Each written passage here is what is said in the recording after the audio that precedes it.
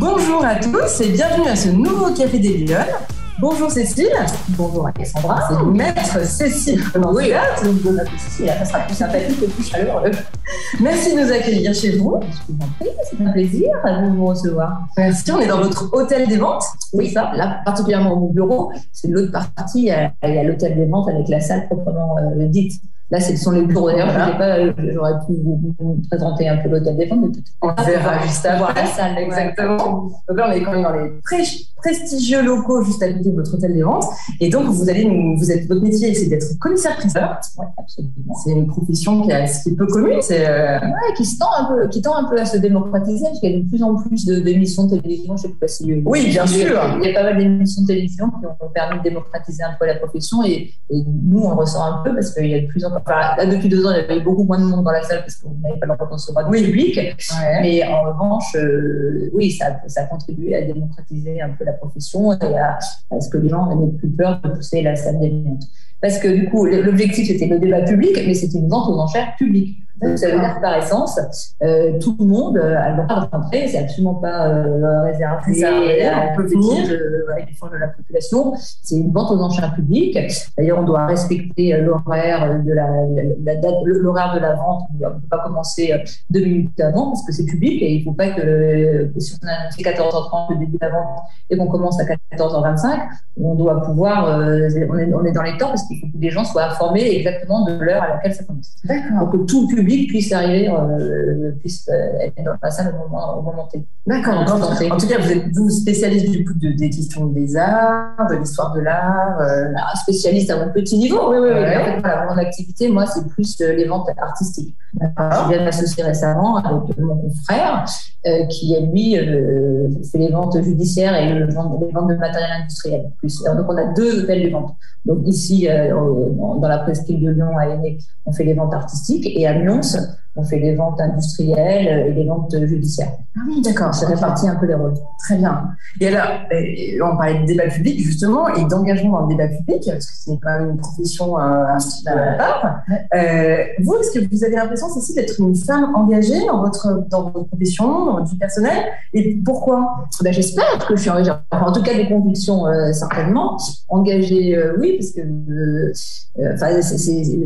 c'est un métier public. Alors, à un petit niveau, on essaie d'avoir une place un peu dans le marché de l'art à notre niveau lyonnais. Engagée dans ma vie personnelle, certainement, mais ce que ce qui m'intéresse plus, c'est plutôt mon activité professionnelle. Et oui, engagée parce qu'on n'est pas très nombreux à Lyon commissaires-priseurs, pas beaucoup de femmes. Et c'est vrai que du coup, à notre niveau, on doit contribuer un peu au débat artistique et puis contribuer au marché de l'art à Lyon. Et alors, ça veut dire quoi pour vous, être une femme engagée? C'est quoi être une femme engagée? C'est difficile parce que j'ai essayé de réfléchir à la question en amont, mais je sais pas. Engagée dans le débat public, pas au niveau politique, mais engagée au sein de mon entreprise, ça c'est sûr, avec des vraies convictions. S'engager, c'est déjà terminer à prendre des décisions parce que la cerise sur le gâteau, quand on me voit au marteau avec le marteau, c'est l'aboutissement d'un travail en amont. Mais après, il y a tout le travail, il y a la gestion d'une petite entreprise, à notre petit niveau, c'est prendre des décisions. On vient de s'agrandir, on vient de racheter l'étude d'un confrère qui partait à la retraite. Donc, du coup, là, c'est toutes ces décisions qu'on doit prendre quand on est un peu chef d'entreprise, nouveau, dans le domaine que j'exerce. Et est-ce que c'est un domaine dans lequel il y a beaucoup de femmes? Est-ce que la place des femmes, elle est importante? Alors, je pense qu'elle a vraiment changé. Moi, mes parents étaient commissaires-priseurs tous les 2. Et c'est vrai qu'à leur époque, il y avait peu de femmes qui étaient installées. Là, je pense qu'il y a, alors, je ne vais pas aller vraiment les statistiques, mais à mon avis, il y a à peu près 55 ans qui réussissent l'examen, peut-être même plus les filles, parce qu'elles sont peut-être un peu plus assidues. En revanche, qui exercent, parce que c'est une chose d'avoir l'examen de commissaire-priseur. Ouais. Après, il y a plusieurs manières d'exercer. Vous pouvez être salarié dans une étude et après, vous installez. C'est vrai que des femmes qui s'installent, il y en a peut-être moins que des hommes. Ah oui. Et est-ce qu'il y a une raison à cela? C'est quoi? Je sais pas. Ça, à mon avis, c'est peut-être le même parallèle que dans la vie des affaires de manière générale. Il y a peut-être moins de femmes qui dirigent des entreprises. c'est fort dommageable. mais voilà, donc c'est juste, ça reprend la réalité. Oui, il n'y a pas de raison, vous l'identifiez pas. Non, je pense pas. Après, voilà, c'est-à-dire quand on s'installe, on est un chef d'entreprise, ça veut dire avec tout ce que ça implique comme sacrifice personnel, professionnel, parce que des enfants, voilà, moi je rentre rarement chez moi à 5 heures du soir. Et oui, donc du coup, voilà, il faut allier, comme toutes les femmes qui travaillent, allier, voilà, demain je travaille, le samedi, j'ai beaucoup travaillé les week-ends, beaucoup travaillé en soirée, donc c'est peut-être ça peut être aussi un peu un frein, mais ça tend quand même beaucoup à changer, je pense. Et c'est un milieu dans lequel vous avez réussi à faire vos preuves, à vous imposer, à imprimer votre empreinte, ou c'est compliqué? Non, alors ça a été, c'est vrai que moi j'ai repris la suite de mes parents, ouais. Ma mère est décédée il y a longtemps, mais mon père, j'ai travaillé avec lui pendant quelques années, puis après il est parti, donc j'ai travaillé 10 ans toute seule. C'est un métier où effectivement il faut s'imposer, enfin, ne serait-ce que quand vous êtes au marteau, face à une salle avec des particuliers, des professionnels, des spécialistes aussi, voilà, des professionnels qui sont beaucoup des hommes. Bon, à l'époque, quand j'ai passé mon examen, mes premières ventes aux enchères, il y a 25 ans, j'étais un petit peu plus jeune que maintenant, donc il faut tenir la salle, c'est-à-dire que déjà il faut pouvoir prendre la parole en public, et il faut s'imposer, il faut pas se laisser impressionner par les clients dans la salle qui essaient de tester un peu, ça fait partie de la règle du jeu. Donc je pense qu'on apprend, les premières ventes devaient certainement être un peu moins aguerries que je ne le suis maintenant, et puis ça s'apprend, hein, on maîtrise, on l'appréhende, et puis après on arrive à se faire plaisir. Maintenant j'ai plus d'appréhension, enfin un petit peu, mais j'ai moins d'appréhension quand je rentre en vente que quand il y a 20 ans. Est-ce que vous encouragez les jeunes femmes, les jeunes filles que vous pouvez rencontrer dans votre métier à aller dans cette profession qui est très spécifique? Alors nous, on prend beaucoup de stagiaires. D'accord. Parce que même à l'étude, là, on a quand même beaucoup de jeunes, on prend beaucoup de stagiaires, des hommes et des femmes, à égalité. Et pas plus les hommes que les femmes, j'encourage tous à réussir et à aller au bout de leurs rêves, parce que c'est un métier, c'est de passion, aussi un peu de sacrifice, mais c'est pas plus les hommes que les femmes, mais je les encourage tous, et voilà, on a eu un stagiaire pendant une année qui a même réussi à l'examen d'entrée au stage de commissaire-priseur, donc là on l'a pris en stage, il se trouve que c'est un garçon, et j'espère que l'année prochaine on aura une fille. La transmission est importante. Oui, la transmission est importante, et puis c'est vrai qu'il y a plein de nouveaux domaines intéressants dans le monde des enchères. Les NFT, il y a plein de sujets, il y a eu des niches un peu, des cartes Pokémon. Bon, moi, c'est pas tellement mon domaine de prédilection, mais on a eu un jeune stagiaire là qui m'avait un peu, qui m'a montré un peu comment ça se passe. Et c'est vrai que c'est des petites niches, ça change un peu d'économique. Hein. C'est assez intéressant. C'est bien de rester au contact de la jeunesse et voir un peu comment ça se passe. Ils ont toujours de bonnes idées, ne serait-ce que sur les réseaux sociaux. Voilà, j'ai pas l'impression d'être complètement dépassée, mais eux, ils sont quand même bien plus à l'aise que moi. Et c'est vrai qu'on a à apprendre de la génération. Ouais, c'est important. Et vous, quand vous étiez petite, vous vouliez faire quoi plus grande? Je n'avais absolument aucune idée. Je me suis laissée un peu porter par le fil. J'ai fait du droit. J'étais en classe. Je suis lyonnaise, donc j'ai passé mon bac Chartreux. Après, vous avez quand même été plongée dans l'univers de vos parents. C'est pas commun. Non, c'est vrai. Je pense que ça serait pas sorti de mon chapeau toute seule. J'ai été depuis toute petite. J'ai passé beaucoup de mes week-ends dans la salle de vente avec mes parents, à les aider. Donc après, ça s'est fait. Ils m'ont jamais poussé. Au contraire. Enfin, alors, c'est vrai que ma mère est décédée juste au moment où j'ai passé mon examen, donc elle n'a pas pu exercer. Mais mon père me poussait pas trop parce que justement, lui, il trouvait que c'était un métier un peu difficile pour une femme, que c'était compliqué d'allier la vie personnelle et professionnelle, que ça allait être peut-être un peu difficile. Et puis, je lui dis, écoute, papa, toi, tu m'as pas élevé comme ça. Donc moi, j'ai envie de ça. J'ai habité Paris pendant quelques années avec mon mari, et on est revenu à Lyon pour que moi je puisse reprendre l'étude toute seule quand mon père a décidé d'aller vivre à Paris. Donc on s'est partagé, on a switché.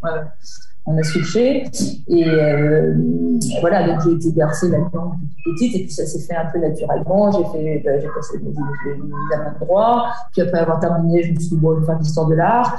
Voilà, et puis voilà, ça vraiment, j'ai pas, vous n'avez pas la vocation, j'avais pas la vocation toute petite, c'est pas d'accord. Ça s'est fait comme ça. Voilà, donc ça, c'est naturellement. C'est naturellement, puis après j'ai passé mon examen, et puis j'ai travaillé.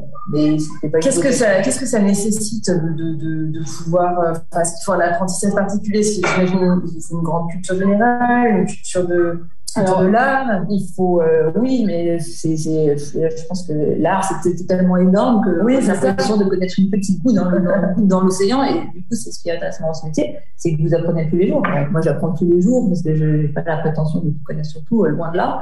Il faut avoir la humilité. Mais en revanche, il faut, le commissaire-priseur, il a une connaissance un peu transversale dans tous les sujets. Il faut savoir quand vous avez un objet, vous questionner, parce que vous ne pouvez pas tout savoir. Même parfois, les experts entre eux, très souvent, ne sont pas forcément d'accord. Donc, du coup, il y a des expertises, des contre-expertises, mais au moins avoir une espèce de sentiment que ça va bien et pousser les investigations. C'est ça qui est intéressant. Mais alors, c'est quoi le rôle du commissaire-priseur exactement? Alors, c'est très, très, très varié. C'est très varié parce que mon rôle, c'est d'organiser des ventes aux enchères et de vendre aux enchères, mais en amont, il faut d'abord que j'ai des choses à vendre. Donc, du coup, c'est trouver des objets à vendre. Le nerf de la guerre, c'est trouver des objets à vendre parce que je dois avoir l'examen de commissaire-priseur si aucun client me fait confiance pour fait des affaires. Ah oui, donc il faut aller les chercher. Alors voilà, il faut aller les chercher. C'est beaucoup du relationnel, de la compétence, des gens qui... il faut aller les chercher. Et puis après, il faut organiser la vente aux enchères. Donc nous, on travaille avec des experts dans tous les domaines parce que ça prend beaucoup de temps d'expertiser sérieusement parce que quand on fait une vente aux enchères, il faut vraiment s'appesantir longtemps sur les objets, les décrire, les mesurer, donner leur état. Donc ça prend beaucoup de temps et on enchaîne beaucoup de ventes. Donc, et puis moi, je suis assez généraliste. Donc on travaille avec des experts dans tous les domaines, dans la numismatique, dans les vins, les bijoux, les tableaux anciens, les tableaux modernes, le mobilier design, le mobilier art déco. Donc on a des experts dans tous les domaines. D'accord. Eux, ils rédigent les fiches de la vente aux enchères. Après, on organise le catalogue. Je voulais voir si j'avais un catalogue de vous montrer. Ça, c'est un vieux que je montre à la caméra. Ouais. Voilà. Donc après, on édite. Voilà, on fait travailler un photographe professionnel pour chacune des pièces. On édite le catalogue. Ensuite, on publie la vente sur tous les réseaux sociaux. On travaille avec Google, avec Intermarché. On a des sites qui relaient la vente aux enchères. On a une exposition publique. Voilà, qui permet aux clients de venir, qui a lieu en ce moment, aux clients de venir par eux-mêmes se rendre compte de l'état des objets. D'accord. Ça, c'est en amont. On peut venir exposer. Tout est exposé. Tout est exposé. Et après, mon métier, c'est quand même de vendre aux enchères. Donc, demain, c'est ce que je vais faire. Donc, je suis sur l'estrade avec les clients en face de moi et puis beaucoup de plus en plus de clients maintenant derrière leur écran. Parce que les ventes, alors on les faisait depuis très très longtemps en live, mais depuis le Covid, ça a explosé. Ouais, il y a 3 ou 4 fois plus de clients qui sont connectés derrière leur ordinateur, qui nous suivent. Moi, je ne les vois pas, c'est un peu frustrant, mais je sais qu'ils sont là, donc je leur parle.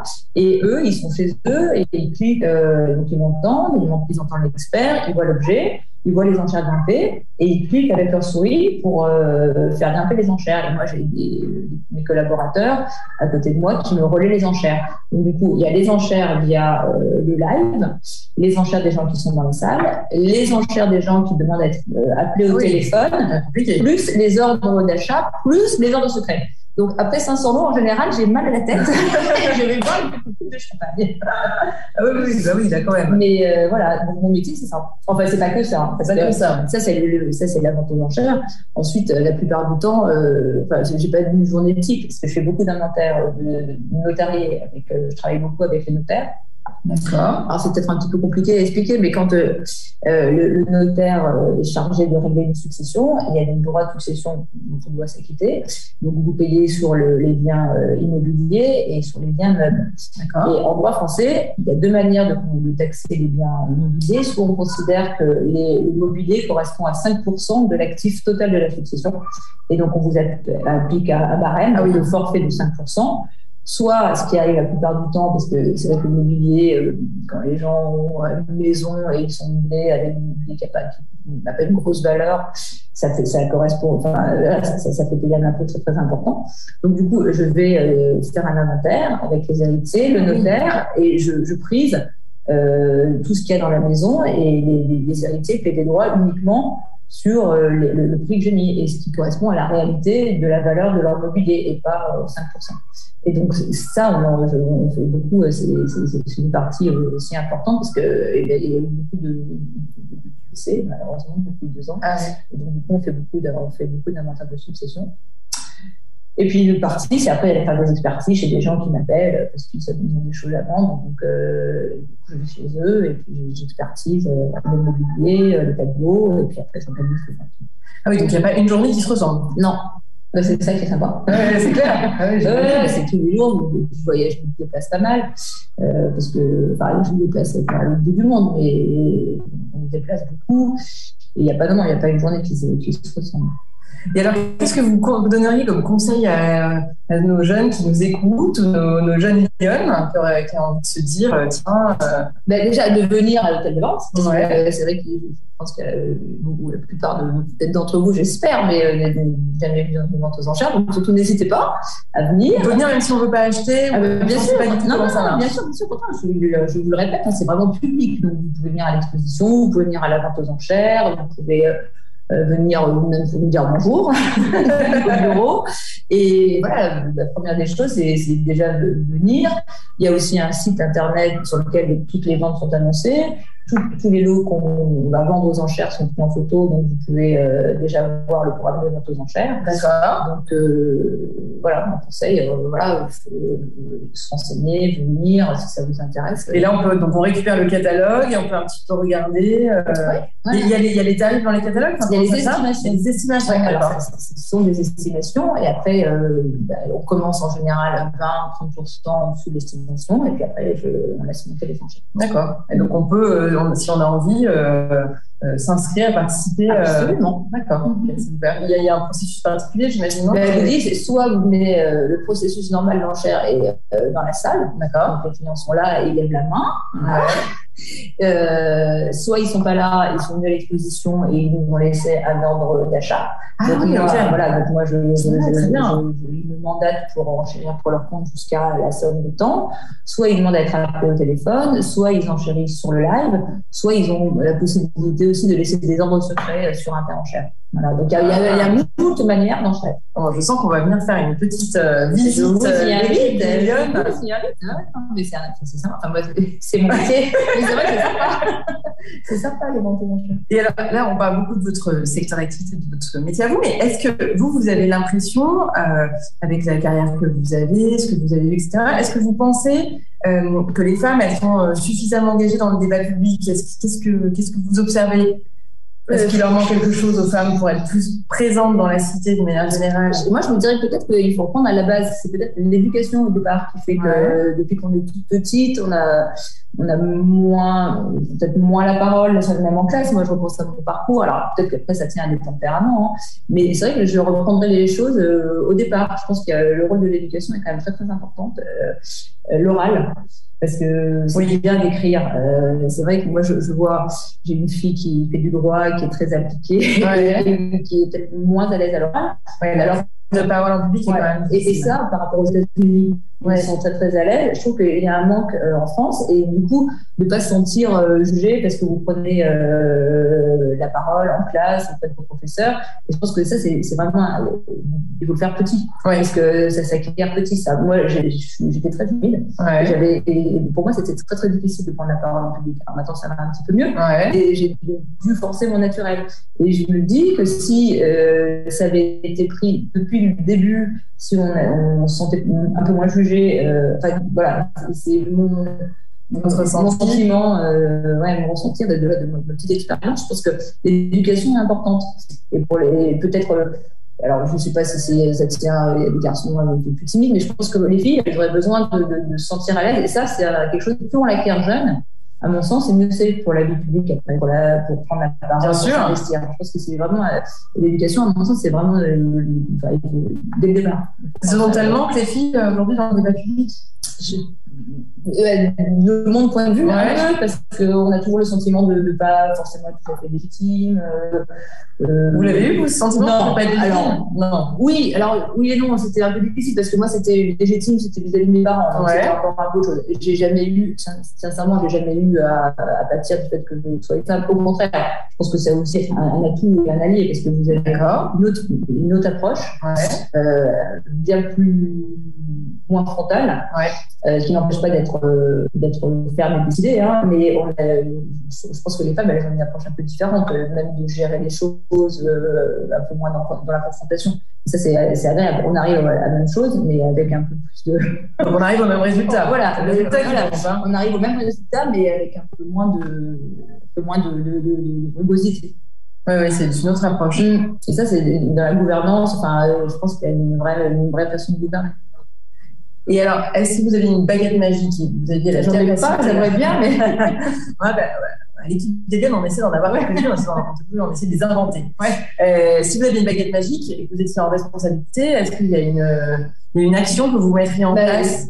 Voilà, je pense, je reviens à mon point précédent, mais je pense que vraiment c'est important parce qu'on est dans une société quand même beaucoup de l'oral, où moi je vois bien dans les relations humaines, dans le travail, après il faut faire passer des choses, il faut avoir un pouvoir de conviction, pas de séduction, mais parce que du coup c'est pas que la relation entre les femmes, mais même entre deux hommes, entre deux femmes, il y a un pouvoir, la conviction c'est important.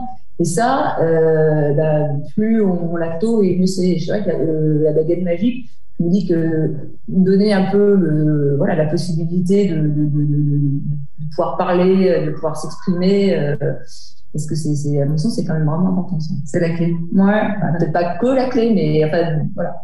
Une des clés. Très bien.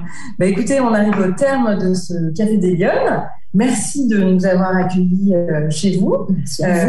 Comment on peut se renseigner prochain rendez-vous? Pas demain, mais la semaine prochaine, mardi et après-midi, on a une vente de tableaux anciens.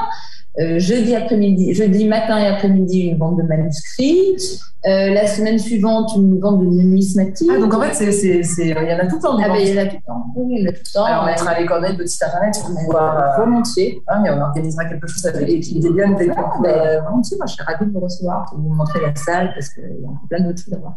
Et pour nous montrer comment vous cette juge avait mon marteau, on avait essayé de moi. Volontiers, oui, on va pouvoir faire cette émission avec ça. Alors en plus, c'est un peu émouvant parce que c'était le marteau de mon père, et il est bien. Alors, celui de ma mère, on me l'a volé. J'étais un peu, j'étais un peu triste, parce qu'en plus, ça n'a pas une grosse valeur. Mais et donc, du coup, c'était celui de mon père. Le petit truc, c'est parce qu'il est très lourd. D'accord. J'ai un marteau elbow. C'est qu'au bout de la vente aux enchères, oui, bien sûr. Je peux plus lever le bras parce que j'ai une tendinite dans le bras parce qu'il est très très lourd. Mais voilà, c'est celui de mon père et oui, il a bien servi. Oui, effectivement. Il a 60 ans, ça fait 50 ans qu'il tape. Donc j'en prends soin et je le range dès que j'ai fini la vente. Ça bien. Écoutez, merci beaucoup. Je vous en prie. Je vous souhaite une bonne semaine et je vous donne rendez-vous la semaine prochaine pour un nouveau Café des Lionnes. À bientôt. Merci, au revoir, à bientôt. Au revoir.